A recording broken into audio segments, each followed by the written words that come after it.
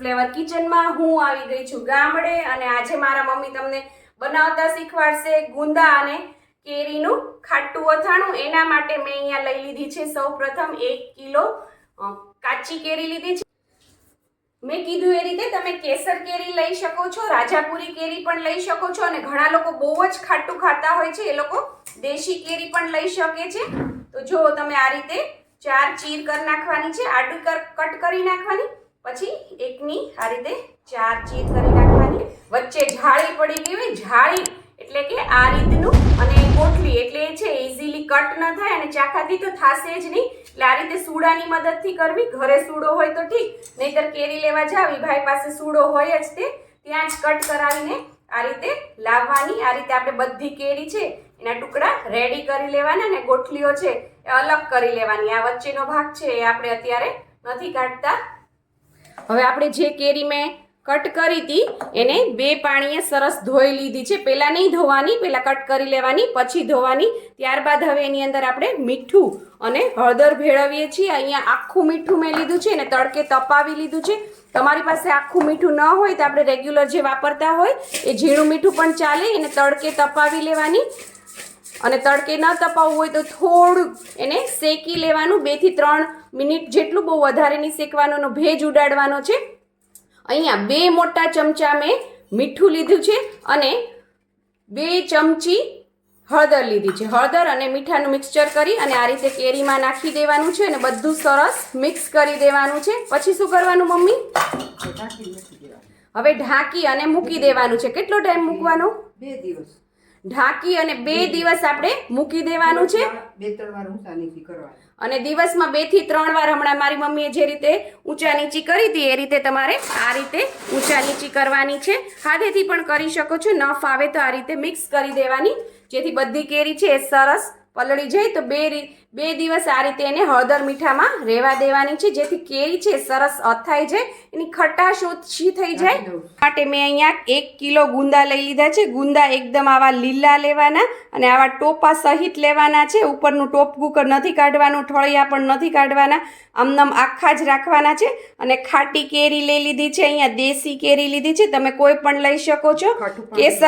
કેસર કેરી પણ લઈ શકો છો, રાજાપુરી પણ લઈ શકો છો। હા, શું કહો છો મમ્મી? અને ખાટું પાણી, ખાટું પાણી ન હોય તો અંદર કેરી નાખવાની, અંદર 2 કેરી નાખી દેવાની સુધારીને।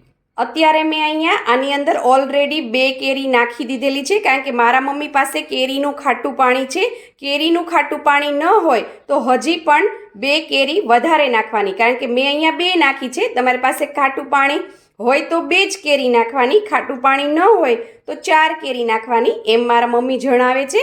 અને આ બધા ધોઈ લીધા છે અને અત્યારે 2 કેરી નાખી છે એની અંદર। હવે એની અંદર આપણે ખાટું પાણી નાખીશું।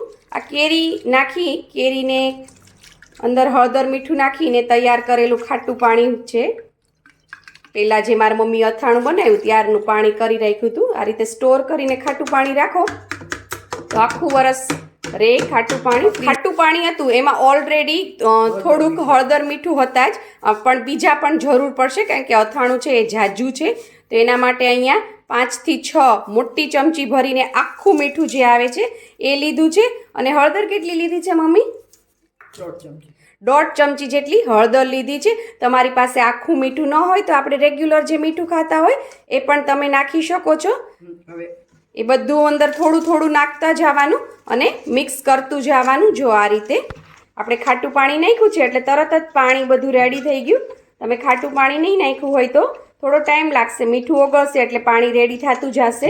કારણ કે જો ટોપકા ઉપરના રહેવા દેવાના છે, ટોપકા કાઢી નાખશો તો અંદર પાણી ભરાશે અને પાણી પણ ચીકણું થશે, ગુંદા અને બધું ચીકણું થઈ જશે, એટલે ટોપા નહીં હટાવવાના, એ વાતનું ખાસ ધ્યાન રાખવાનું। આપણે બધું સરસ મિક્સ કરી દીધું છે। હવે આપણે આને ઢાંકી દઈશું। ઢાંકીને આ તપેલાની અંદર જ આપણે 2 થી 3 દિવસ સુધી રહેવા દેવાનું છે।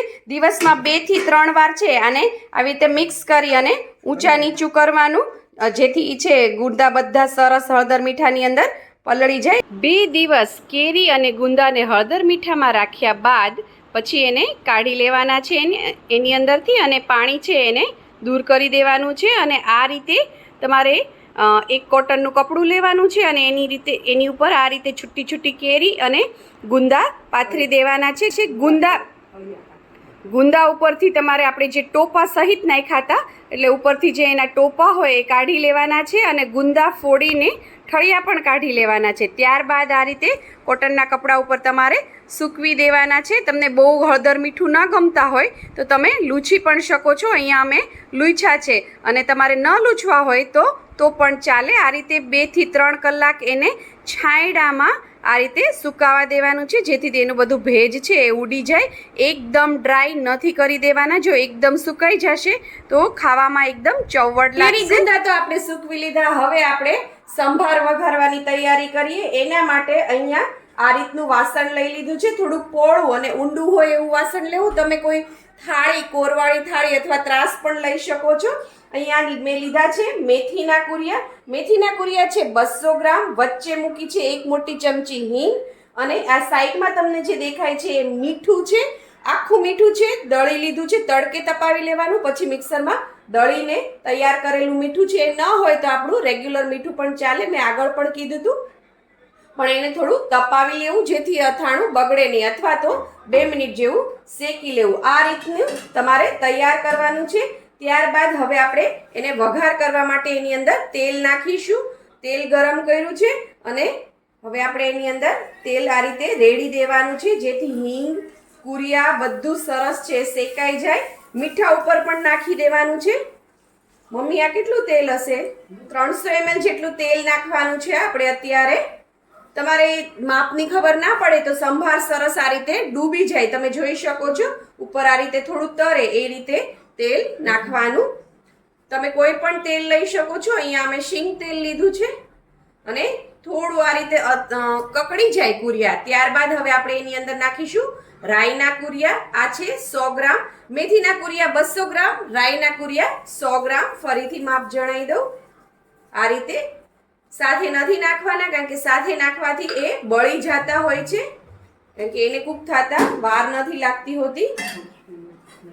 અને હવે ફરીથી થોડું તેલ નાખશું. હવે તેલ છે એ થોડું ઠંડુ થઈ ગયું હોય એટલે વાંધો ના આવે, કારણ કે છે આ સરસ ડૂબવું જોઈએ. હજી બહુ સરસ ડૂબતું નહોતું અને કુરિયા પણ થોડા સરસ કકડી જાય એટલા માટે ફરીથી થોડું તેલ નાખી દીધું છે. એકદમ ઉકળતું તેલ ક્યારેય પણ નહીં નાખવાનું, નહીંતર રાઈના કુરિયા બળી જાય. આ રીતે આપણે સંભાર વઘારવાનો છે. હવે શું કરશું મમ્મી? હવે થોડી વાર આને ઠરવા દઈએ. ત્યારબાદ આપણે એની અંદર બીજા મસાલા કરીએ. રાઈના કુરિયા નાખ્યા બાદ આપણે 1 મિનિટ રહેવા દીધું હતું. તરત જ આપણે એની અંદર હવે હળદર નાખી દઈશું. આ બધું હજી ગરમ ગરમ જ છે ત્યાં હળદર નાખી દેવાની જેથી કલર પણ સરસ આવે અને હળદરની સ્મેલ પણ ના આવે. 1 મોટી ચમચી ભરીને આપણે હળદર નાખી છે. હળદર નાખ્યા બાદ આપણે એને મિક્સ કરી લેવાનું છે. આ રીતે હળદર સરસ મિક્સ થઈ જાય પછી આપણે એની અંદર નાખીશું કાળા મરી એટલે કે તીખા. 15 થી 20 નંગ નાખ્યા છે. તમે તમારી ચોઈસ પ્રમાણે પણ નાખી શકો છો. હવે આપણે એની અંદર થોડી વરિયાળી નાખીશું. 2 ચમચી જેટલી વરિયાળી છે. વરિયાળીથી સ્વાદ અને સુગંધ બંને ખૂબ સરસ આવે છે. અને હવે બધું આપણે સરસ મિક્સ કરી દેવાનું છે જેથી તેલમાં બધું સરસ પલળી જાય અને એની સુગંધ ખૂબ જ સરસ છે એ આવે. આપણો સંભાર હવે ઠંડો થઈ ગયો છે. હવે આપણે એની અંદર લાલ મરચું નાખશું. તમે જેટલું તીખું ખાતા હો અને તમારું મરચું જે રીતનું તીખું હોય એ પ્રમાણે તમારે લાલ મરચું નાખવું. અત્યારે અહીંયા આપણે તમે જોઈ શકો છો મારી મમ્મી નાખે છે 3 ચમચા ભરીને નાખ્યું છે લાલ મરચું. અને હવે બધું સરસ મિક્સ કરી દઈએ. અને બીજી એક ટિપ્સ છે, મારા મમ્મી કહે છે કે જ્યારે તમે સંભાર વઘારો ત્યારે તેલ છે એ ગરમ કરવા મૂકો, એમાં ધુમાડા નીકળે પછી ગેસ બંધ કરી દેવાનો અને પછી એ તેલ છે એને 2 મિનિટ ઠંડુ થવા દેવાનું. પછી એ તેલ છે એ વઘારમાં આપણે જે રીતે રેડ્યું એ રીતે રેડવાનું. એકદમ ગરમ તેલ કે ઉકળતું તેલ નહીં નાખવાનું, નહીંતર સંભાર બળી જશે, બધા કુરિયા બળી જશે અને સ્વાદ ખરાબ થઈ જશે. જો આ રીતે સરસ મિક્સ કરી દેવાનો. આપણો સંભાર તૈયાર છે.